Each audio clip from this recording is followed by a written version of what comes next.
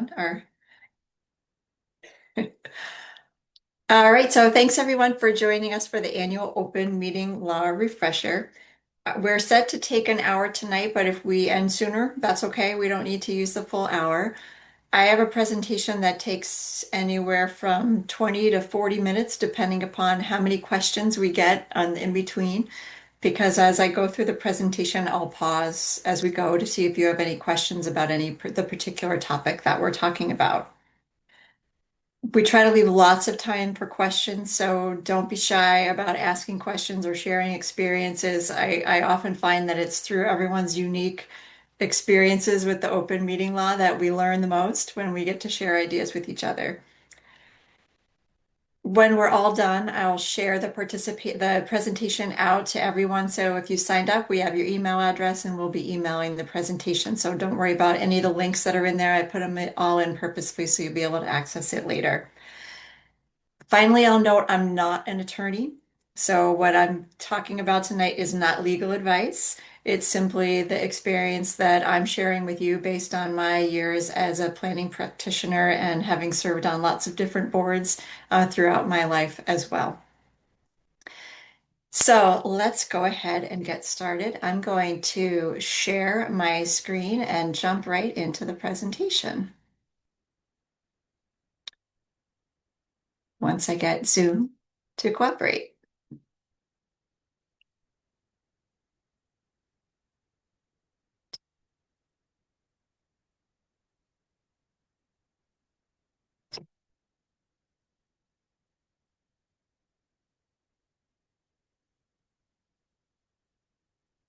All right, here we go.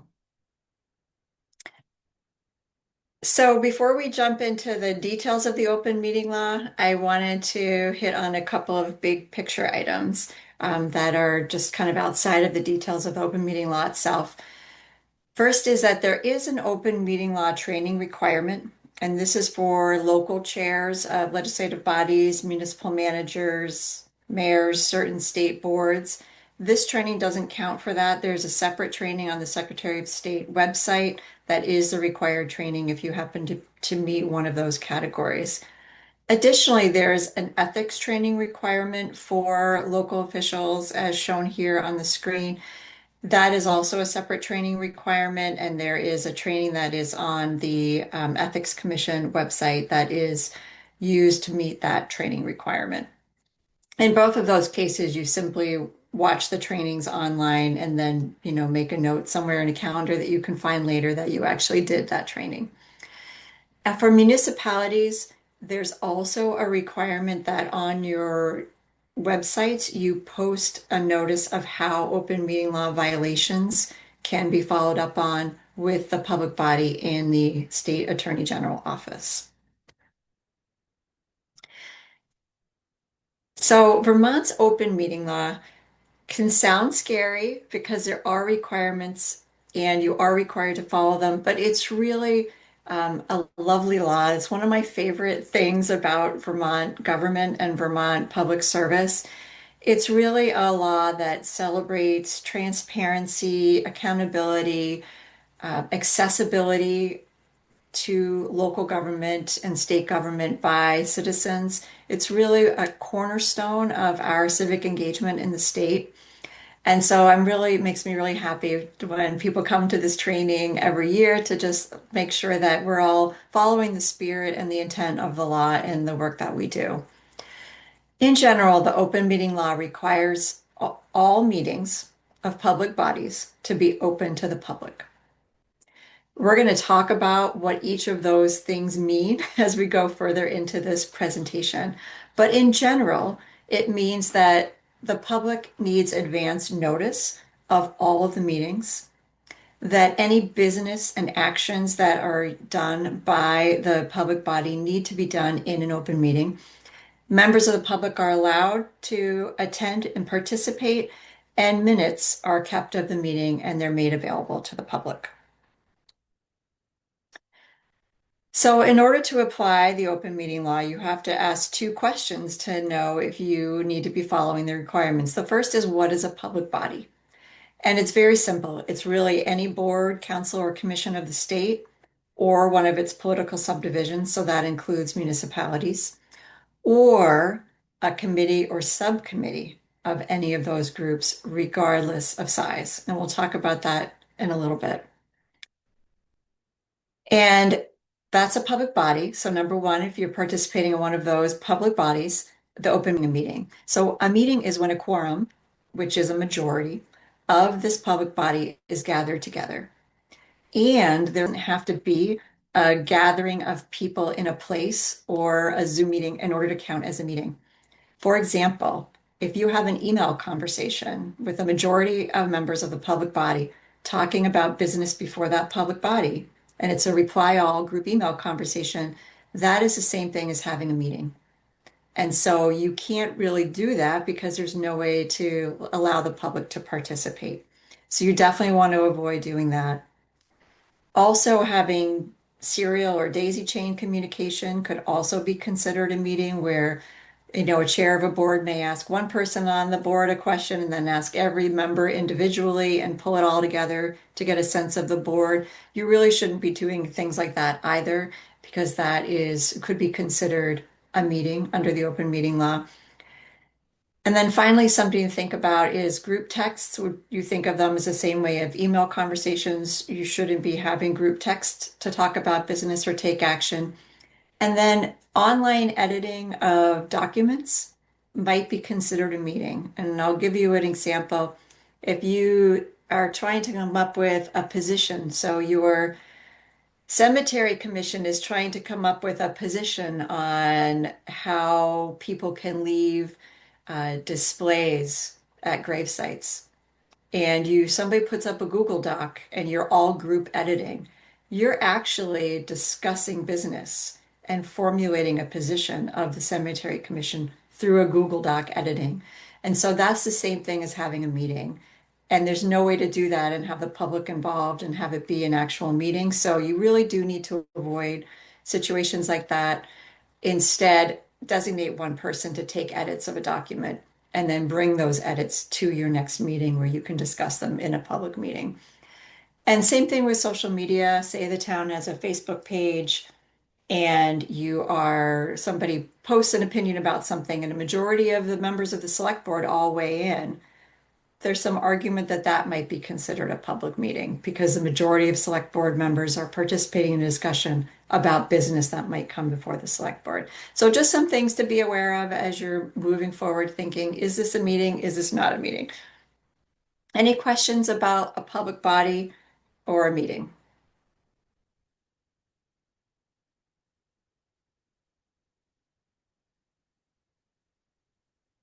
Okay. So what's not a meeting? We just talked about everything that could possibly be a meeting, but the open meeting law carves out two exceptions for when a majority of a public body is gathered together. And that is if you're at a meeting of another public body or you're at a social gathering, a convention, conference, Friday night barbecue, whatever it is. If there's a quorum of you gathered, it's okay, provided in both instances that the body that you serve on, you take no action as you're there. So a great example of this is the Planning Commission holds a public hearing on the town plan. And a majority of the select board members go because they want to participate and they want to understand what the public has to say and they want to participate as citizens. That's totally fine as long as the select board, while they're there, a majority of them don't start talking about how, well, the select board's never going to adopt this plan if you have that policy in there that way. Or we would like you to change it to say this or that before you bring it to the select board. As long as you avoid any of that and you just participate as individuals, then that's totally fine. And then let's talk about working groups and subcommittees. So I noted that a public body includes any subcommittee. Sometimes groups have tried to get around this subcommittee idea by saying we have a working group and it's less than a majority, so it's less than a quorum of the group. And so we don't have to follow the open meeting law. There's been some court cases recently about that does put a fine point on the fact that it doesn't matter how big a working group, a subcommittee is, whatever you call it, If it's a group established by another public body, it still has to follow the open meeting law. Are there questions about either of those? Yeah, Catherine, the gathering of a quorum of a public body at a duly warned meeting of another public body. It sounds like if two boards want to have a joint meeting, they should each warn it. That is correct. Okay, Absolutely. thank you. You're welcome. But if one group is having a meeting and a majority of another group happens to be there, that's okay. But if it's specifically so the two groups can talk together, then yes, it should be warned as a meeting for both of them. Now there's a training exemption, is there not? Yes, there's Oh, absolutely a training exemption. It's the second one here for social gatherings, conventions, oh, right. conferences, training programs. Mhm. Okay, Yeah, thanks. you're welcome. Catherine, I have a question based on something that's going on right now with our planning commission. As you're aware, we're in the process of updating our town plan with assistance from NRPC. Hmm. We've designated two members of the planning commission to work with your NRPC person just to help, I guess, get things organized and ready for the discuss at the next planning commission meeting. I'm assuming that's not considered that it would come under the open meeting law, just those two people working with your person. I think that that is correct, Andy. There's an exception to the open meeting law for groups so a couple of things. One is that I think it would fall under the exemption of having a group discussion to plan materials to discuss at a meeting. So you can have a group, there's a narrow exception to the group discussions, which is related to setting the agenda or gathering the materials for meeting. So I think it would, even if you decide it's a public body, I think it would fall under that exemption the way you described it there. The other thing is that it's possible for a public body to just say, for example, we'd like a couple of volunteers to work with NRPC to gather up some information and bring it back to the group. That's very different than saying we're going to set up a subcommittee or a working group to actually work through some things, get some stuff done, and bring it back to the Planning Commission. So there's a nuance there, but it's an important distinction. Thank you. That I think we're covered with what we're doing right now. Appreciate it. You're welcome. Any Catherine, other I have, questions? Yeah. oh, yeah. So listers often struggle with this because they are a board, but they do a lot of work. Um, Hmm. and so when we first started these discussions, a lot of what I would tell them is, well, just don't make any decisions. And they're like, we'll define decision. Like if we're doing a sketch and we have a disagreement about how to put it in the system, is that a decision? So we kind of like a guidepost that we kind of came up with is if it directly relates to money. And this is just a little bit of background of our kind of discussions where I'm leading to, do you have any kind of general guidelines for when warning bells should really go off if you're a committee that has to do work, but you need to be careful and have guardrails for when you should, okay, let's put that on an agenda. Hmm. So my knowledge of listers is not deep, but if what I'm thinking is correct, then this will be helpful. Um, there's the listers have their day-to-day functions, their daily work, and daily work is exempt from the open meeting law, even if there's a majority of them getting together and they're all doing it at the same time, and they may talk from time to time. It's still part of their daily task work. And there's also a group of decisions that are made by the listers that are in statute that are part of their, like the Board of Listers requirements, that's their responsibility, those level of decisions. It's when they get to those decisions that the open meeting law would apply. Does that make sense? Okay. Good. Because as I said, my knowledge of listing is not deep, but I was hoping that I was right about that point. Great. Any other questions about this one? All right. So as we get into the rest of the requirements of the open meeting law, there's going to be a distinction made between a regular public body and those that are advisory. They used to be called advisory and non-advisory. That's now gone. So now there's the regular public bodies and then the advisory public bodies. So to decide if you're advisory versus a decision-making one, you have a question to ask yourselves. Does your public body have final decision-making authority over one of these four things: legislative, budgetary, tax, or quasi-judicial decisions? If the answer is yes to any one or more of those four, then you are a regular public body and all of the rules apply. And some of the, but if you can answer no to all of those, then you're advisory and there'll be some exemptions to the rules that you'll see as we move forward.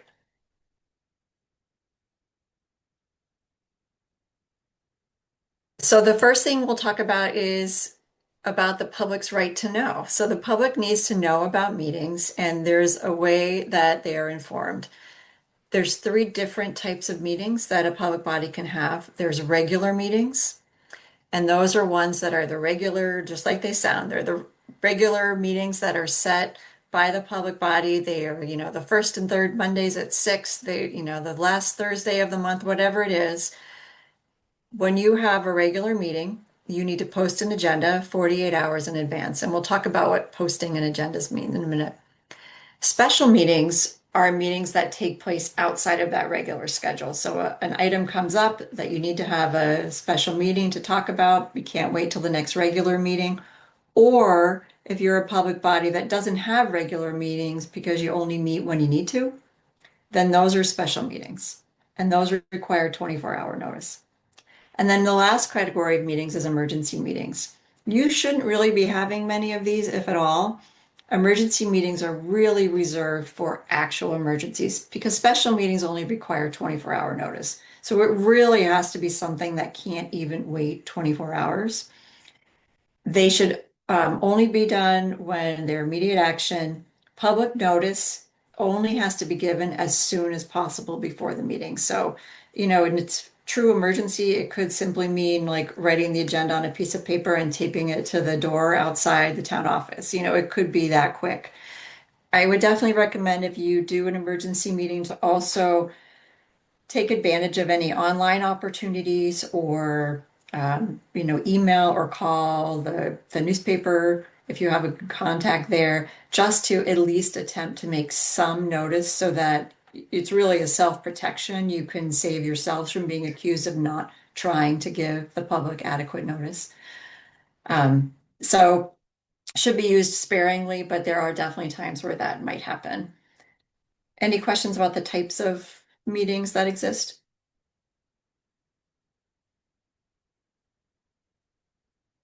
Okay, so what does this posting look like? What's in the agenda? So the agendas need to be posted in or near a municipal office. And for municipal public bodies, in at least two other places designated for posting. And new last year was an addition that says that that can be in a neighboring municipality. I actually worked for a town early in my career where the posting location was in another municipality because it was the only accessible road that connected to a whole other part of town, but it was in a different town, just the way our geography and topography works. So that the law was clarified to say that does count. And then you have to post it on the official website if one exists for the public body. On the agenda, it's important that the items that are on the agenda are described in such a way so that the public reasonably understands the topics and actions that are going to be talked about.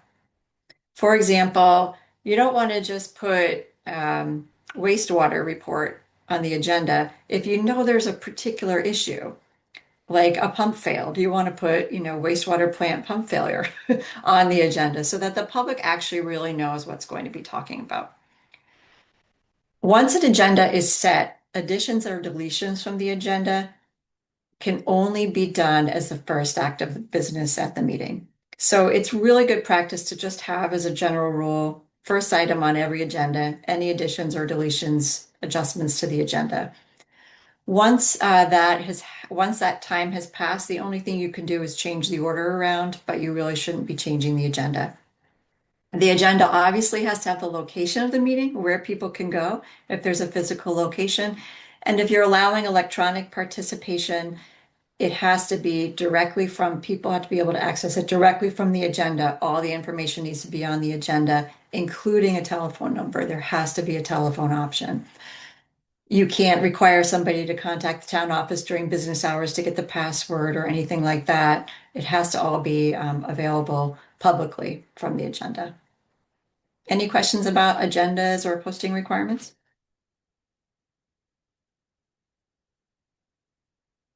Okay, so we're going to talk about minutes and recordings next. So there's two different ways that public bodies keep a record of their meetings. The first is minutes. Minutes are not a transcription of the meeting. They don't have to be a detailed play-by-play account of everything that happened. But what they do have to include is everyone who was there and everyone who actively participated, any motions, proposals, resolutions, and the results of all the votes. Those are the key items that have to be in all minutes.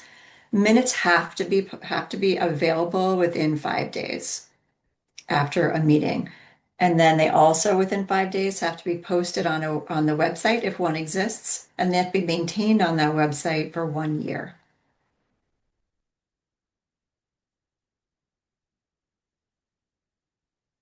For recordings, the general rule for all public bodies is that you must record the meetings, except for site visits and site inspections. Those do not need to be recorded, which is good for the Board of Listers.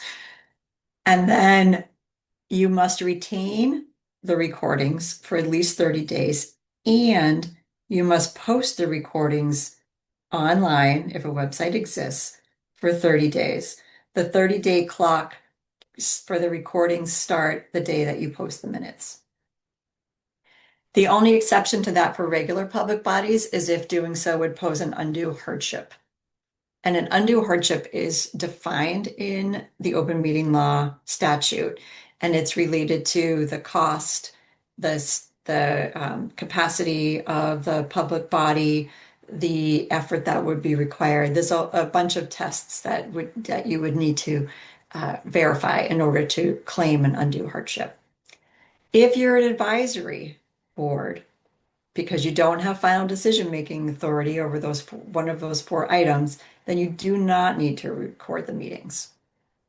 But if you do, the recording is a public record, so you do need to retain it, but you're not required to post it online and make it available on your website.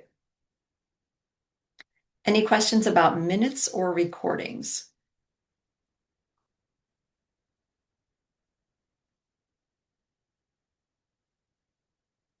Okay. So we've been talking about public access to meetings, and now we're going to talk for a few minutes about exceptions to that. So Vermont has exceptions to the requirement to make decisions in public, and those are called executive session. In order to go into executive session, a majority of the members of the public body have to vote to enter executive session. And then a new requirement was added last year to clarify that you also need to vote to exit executive session. When you go into this executive session, you can invite the people that you need to be there besides the public body. So it could be a staff member, it could be an attorney, it could be the subject of the discussion. Except for real estate purchases, no actions can take place in executive session.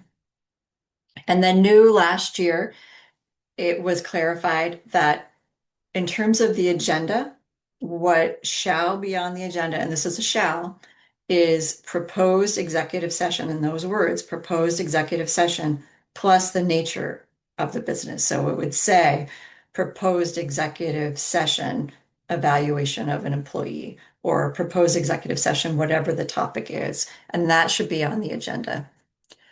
Some other best practices is if you when you put on the agenda, name the actual exception of the open meeting law that you're going to be using on the agenda, and that will make it easier for you to stay within the requirements of the law.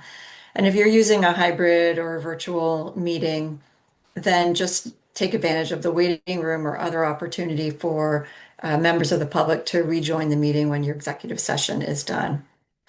If you're a quasi-judicial body, if you're a DRB or a zoning board, your deliberative sessions are not considered open meetings. So you don't need to warn them. You can just get together and do it if you're doing a written decision, because the written decision is the record of your meeting.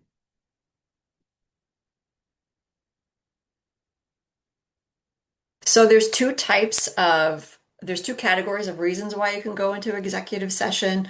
The first group, which is shown here, related to contracts, arbitration, grievances, confidential attorney-client communications, that requires first that the public body finds that if you were to talk about this in open session, that the premature general public knowledge would put the public body or someone who's involved at a substantial disadvantage.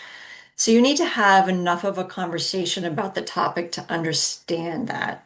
So an easy example is with labor relations. So if you're negotiating a union contract and you're going to be talking about what the parameters are of you that you as a board are willing to accept, you're not going to do that in open session because that would put you at a substantial disadvantage in contract negotiations.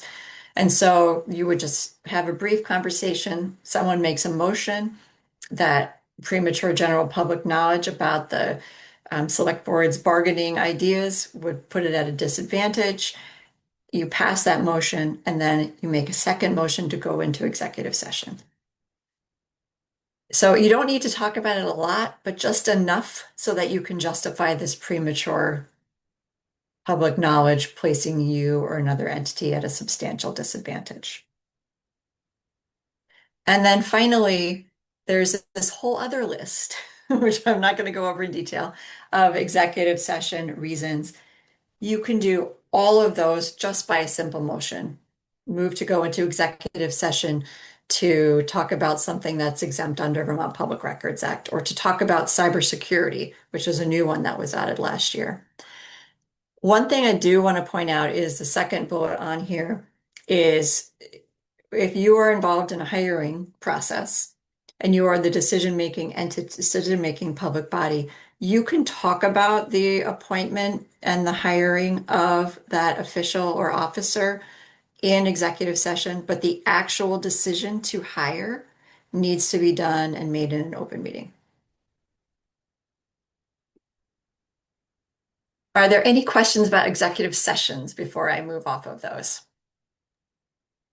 Yeah, the first slide where you talked about the new provision that an executive session on agendas should be called proposed. Mm-hmm. Uh, is that uh, is that the wording that needs to be used now? Proposed executive session? Like even if there's going to be an executive session, you're still supposed to use proposed? Yes, because it's not real until the body votes to do it. So you Okay. can't presume the outcome of the vote on the Okay. agenda. So that's the reasoning behind that. Gotcha. Thank you. You're welcome.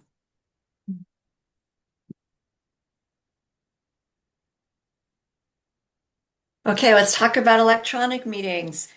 These have gone back and forth and all around since COVID, the requirements and the allowances for electronic meetings. But as far as I know, no changes proposed this year in the legislative session. So this has been it for a couple of years now. So the general rule is that all public meetings of public bodies need regular and special meetings have to include a staffed physical location.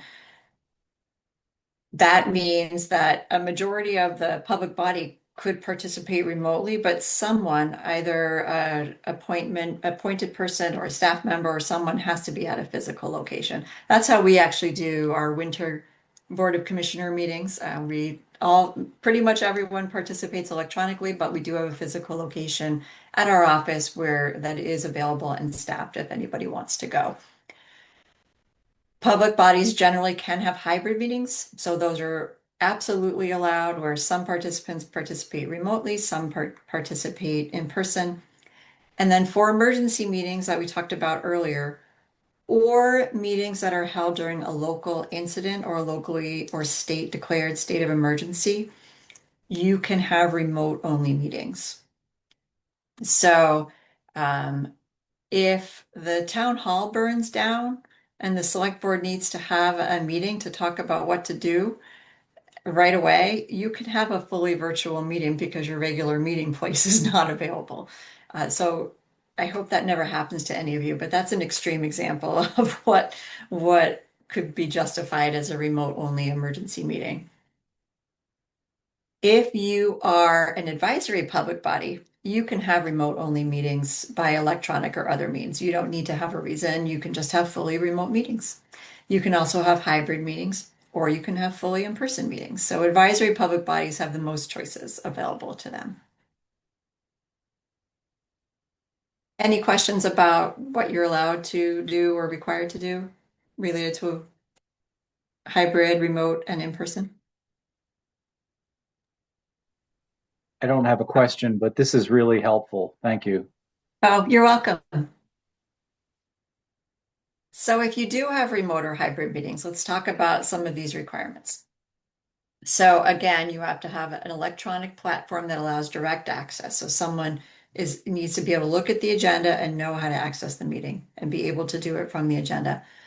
You also have to allow access by telephone. So you can't just put the online Teams link, you've got to put the telephone number that they give you with it too. So you have to allow access by telephone. And then if you have a vote by the public body that's not unanimous, you need to do a roll call vote. Because if you think about it, if you're in a physical meeting, you can see people's hand raises or you can see clearly what they voted typically. In a hybrid or a fully remote, it's not always easy to tell who voted what and get an accurate count. So those are some basic requirements if you do electronic or hybrid meetings, fully electronic or hybrid. And then additionally, each member of the public body and each member of the public must be able to hear and be heard. So it has to function like a fully in-person meeting where people are expected to be able to fully hear and be heard. Some best practices to think about is to use online safety features, assign a moderator, like if you're lucky, like tonight with me, Nora is helping me with this meeting.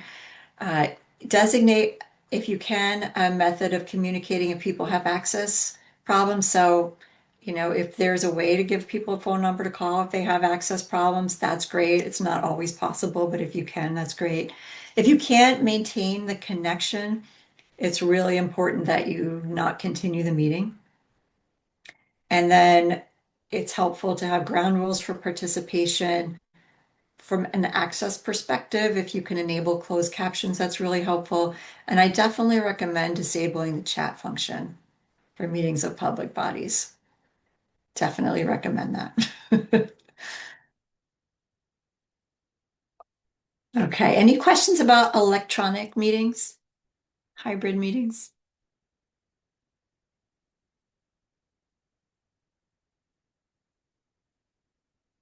So now we're just going to talk about some individual and public rights for the open meeting law, under the open meeting law.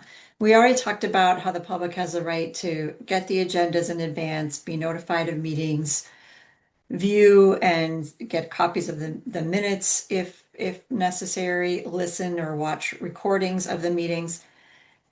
Let's talk about participation for a minute. The members of the public have a right to participate in meetings. They don't have to be residents. They don't have to have a reason for being there other than they simply want to be there and they want to offer you a public comment. There were some changes to the open meeting law in 2025 that added some additional definition and limits to this reasonableness issue. And it's really for extreme cases. So the participating reasonably in a meeting does not mean that someone has the right to, this is in italics, it's right from the law, to disturb a lawful assembly or meeting of persons. They do not have the right to do that. In Vermont statute, that falls under disorderly conduct. And last year, the legislature added some additional definition to what that means. And I think this is really helpful for public officials. And so I wanted to take a couple minutes to really stress this. Hopefully, you don't deal with this very often, but when you do, I know it's a real struggle and a real challenge. And they did, so they added some additional meaning to this. And just going to read it because I think it's really important. And it means that it's conduct that substantially impairs the effective conduct of or assembly of the meeting. And that's further defined by causing the assembly or meeting to terminate prematurely. So if you have to end a meeting because someone's being so disruptive, you just cannot attend, you cannot continue. Or this one I really like, it consists of numerous and sustained efforts to disrupt the assembly or meeting after being asked to desist. So the disorderly conduct definition was really clarified quite a bit in terms of what that means for a member of the public who is consistently trying to disrupt or is actually disrupting meetings of a public body.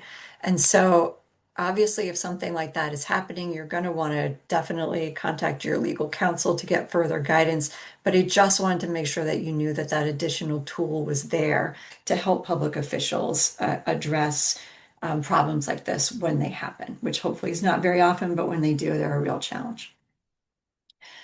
So beyond the reasonable participation, which 99% of the time is wonderful and people come and they share their opinions and you hear them as a public body and that's great. The citizens and individuals have a right to allege violations of the open meeting law. They also have the right to attend meetings with accommodations. And we're going to talk about that next. So individuals may request access to public meetings.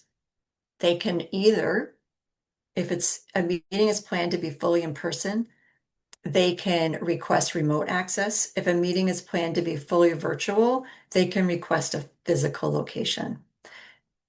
It can be it just has to be a member of the geographic area of the public body, a member of the public body itself, or a member of the press.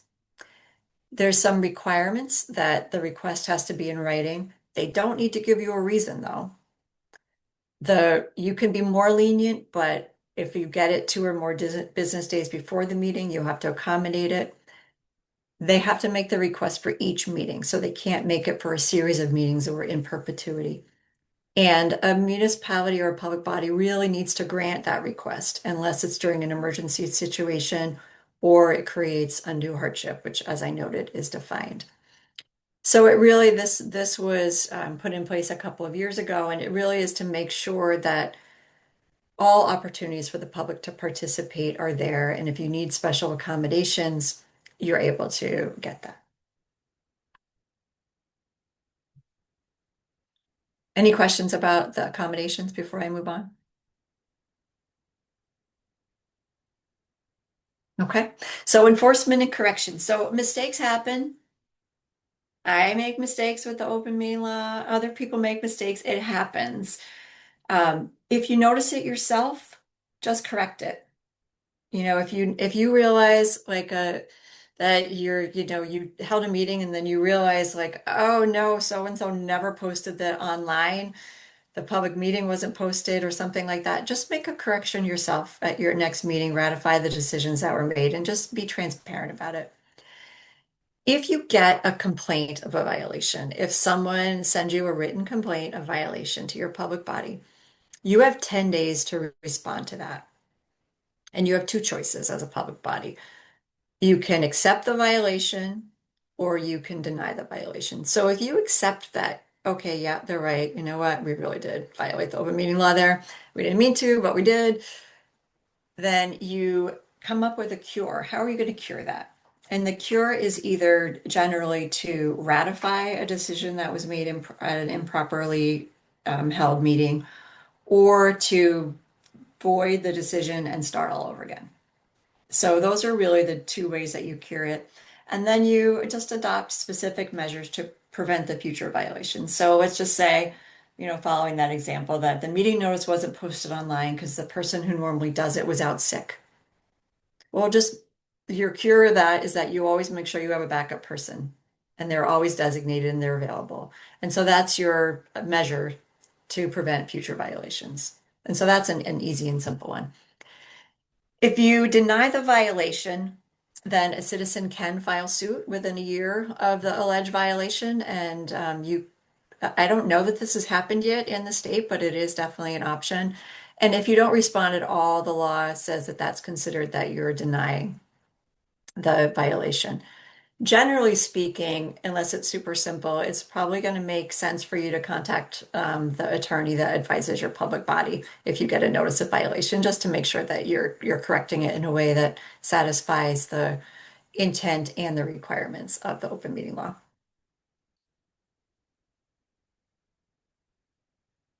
Any questions about enforcement?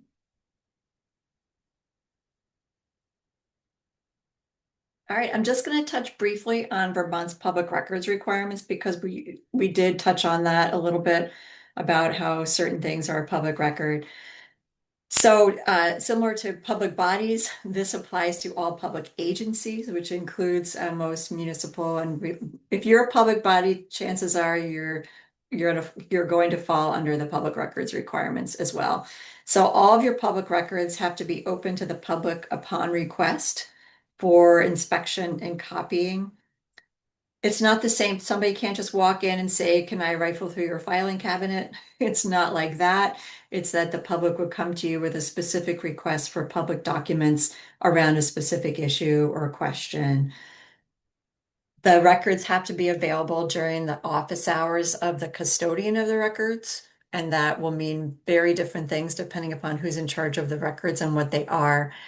And then if you don't have your own retention schedule, the Secretary of State's office has a recommended retention schedule that you can just follow. And I'll note that this applies to paper and electronic records. So that means all of your emails, all of your texts also fall under the public records law. And then finally, we'll just hit on some resources that are available, the text of the open meeting law, the Secretary of State's training. VLCT has a bunch of resources as well. All towns are members, so you should be able to get your member login easily. The Secretary of State's public records recommendations. And then finally, we didn't touch on this at all because it's a whole other topic, but just to be aware that public bodies do need to follow the public accommodation requirements under the Vermont's accessibility statutes. If you hold your meetings in your town office, then you're likely going to be covered, or in any other public building, you're likely going to be all set, but just be aware that that is a requirement in the background. And then we are done. Time for more discussion and questions if you have any. I have a quick question, Catherine. Sure. It, one of our DRB meetings, we realized after about the first 15, 20 minutes that the recording had not been started. Mm-hmm. So we immediately started it, obviously. And in our written minutes, we acknowledged right up front that the recording had not started appropriate, in time. And we put detail written. Went above and beyond in writing detail written minutes on everything that had happened and what everybody said. Mm-hmm. Was that okay? I think so. Yeah. Okay. And certainly if you were to get a notice as where someone were alleging that you violated the open meeting law because of that, you might need to redo that discussion. But I think that to me, that's a perfect example of recognizing something that went wrong and immediately working to fix it. Okay. So I think that was a great idea.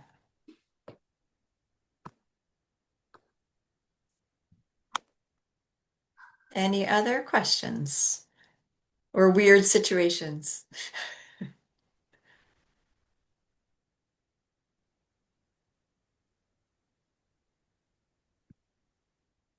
All right. Well, if there's, Hey, yep, Jeff, are you I coming on have one. question?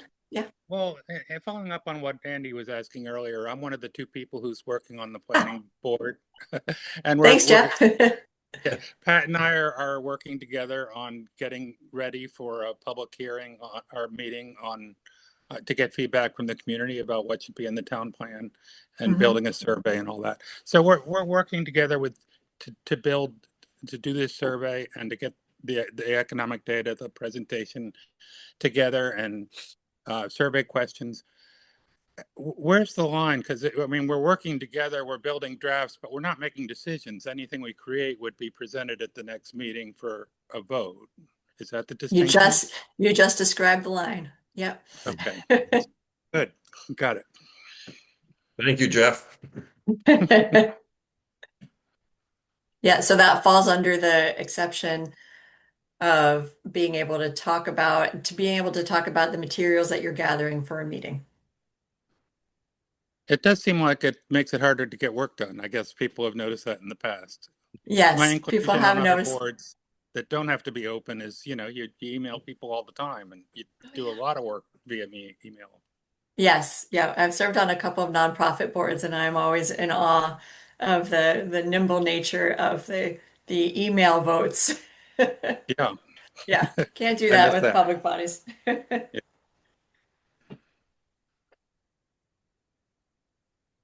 Any other questions, clarifications, comments?